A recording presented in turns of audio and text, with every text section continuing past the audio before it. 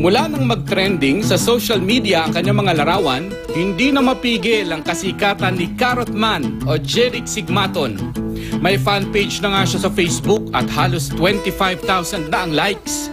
Sa exclusive interview ng GMA kay Jeric, hindi pa rin daw nagsisink in sa kanya ang kanyang kasikatan.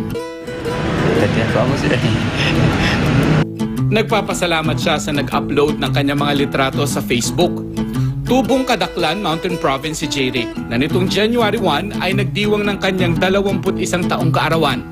Panganay siya sa 7 magkakapatid at natigil daw sa pag-aaral para tumulong sa pagtatanim sa kanyang pamilya. Sakaling may mag-offer daw naman na mag-artista sa binatang ala K-pop ang look, approve kaya sa kanya?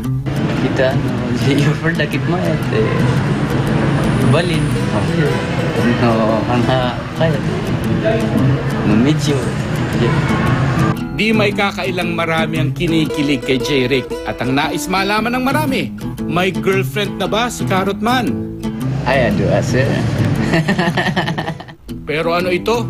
Tila may humahamon agad kay Carrot Man. Si Cabbage Man. Meet Neil Machok. Umabot na sa mahigit 10,000 likes ang kanyang mga picture habang nagbubuhat naman ng mga repolyo.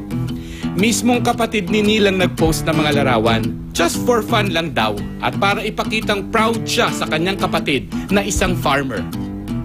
Mark Salazar, Nakatutok, 24 Oras.